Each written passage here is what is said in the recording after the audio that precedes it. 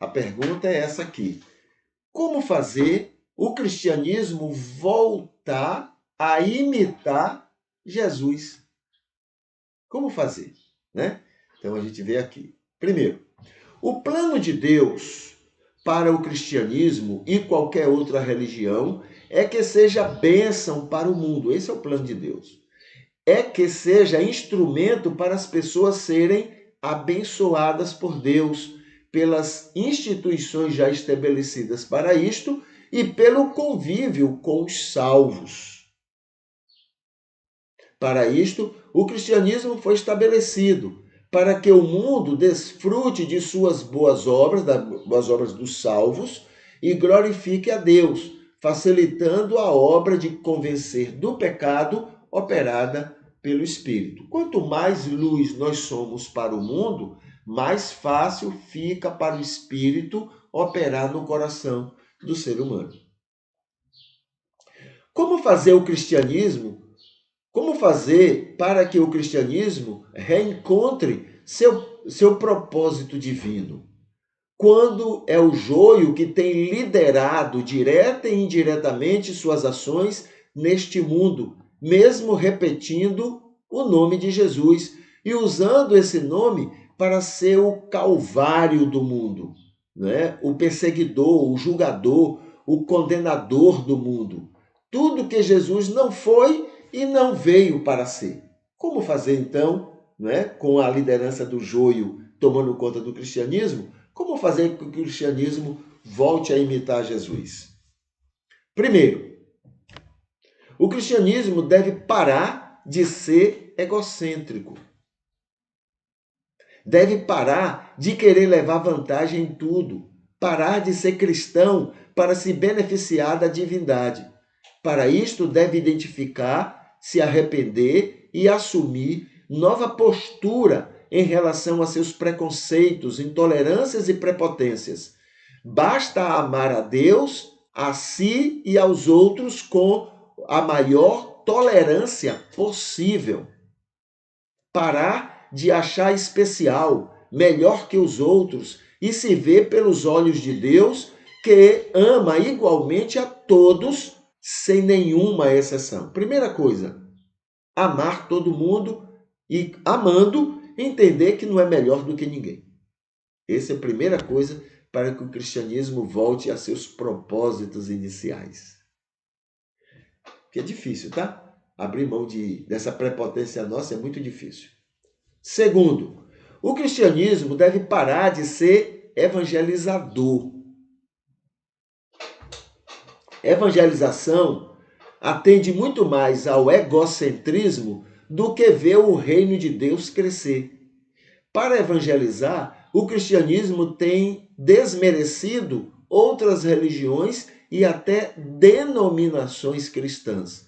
Para evangelizar, o cristianismo tem se sentido superior, dona do céu, resposta única para a salvação. Tem desprezado o que Jesus informou que tinha outras ovelhas fora do rebanho cristão. Então, parar de negar Jesus, né? Terceiro, o cristianismo deve saber bem o que é ser embaixador. Deve estudar o sentido dessa expressão, a responsabilidade diplomática dessa função. O que significa estar no mundo, representando outro mundo, outro reino. Entender que não tem a obrigação de converter o mundo, mas de testemunhar, ser bênção neste mundo, por ser de outro e para o bem do outro mundo. Quarto, o cristianismo deve saber bem o que é ser luz do mundo.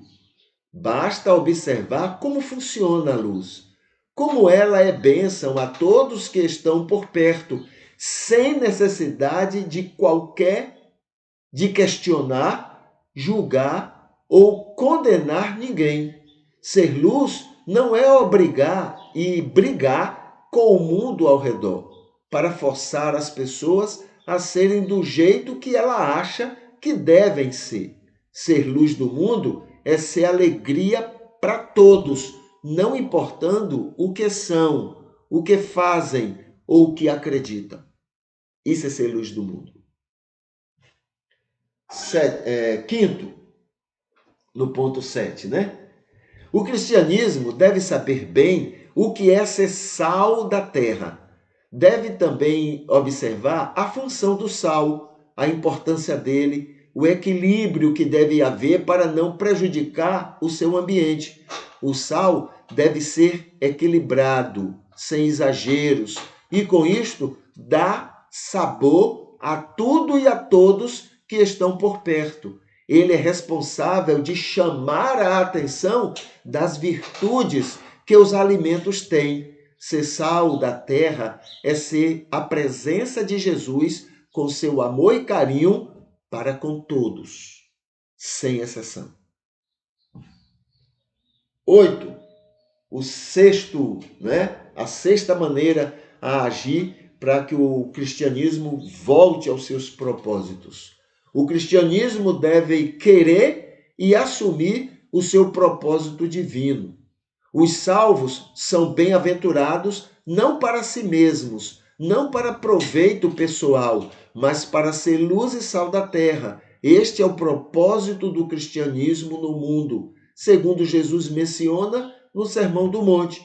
O cristianismo deve desejar ser isso que está para ser. Deve assumir isso o tempo todo. Quando estiver na celebração da ceia, deve compreender que é isto que está decidindo de novo sempre.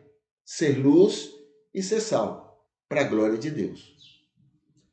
Sétimo, o cristianismo deve planejar como ser sal e luz do mundo. Depois de assumir e reassumir, de pregar e repetir, de lembrar nos cultos e para o mundo todo, sempre esse seu propósito divino, chega o momento de planejar, de criar estratégias para que esta realidade aconteça. Não só para os cristãos, mas para o mundo todo perceber que o cristianismo realmente é. E sua vontade de ser bênção para fazer o mundo e todo mundo muito melhor, mesmo que tenha que pagar qualquer preço nisto. 10. Vivendo estes itens, não só os cristãos trigo agirão como trigo, mas também o joio será inibido de se comportar como joio pernicioso na vida e liderança do cristianismo. Com tudo isto, sempre lembrado e buscado, o joio terá vergonha de pensarem, serem e agirem contrários a tudo isto. Quanto mais frequente o cristianismo, não é, atuar nestes 7 fatores, mais rápido e mais vivo ele será em seu papel divino de ser bênção agradável neste mundo e a este mundo. Tá bom? Então, esses são itens para a gente responder a essa pergunta. Ó. Como fazer o cristianismo voltar a imitar Jesus? É difícil, mas não é impossível.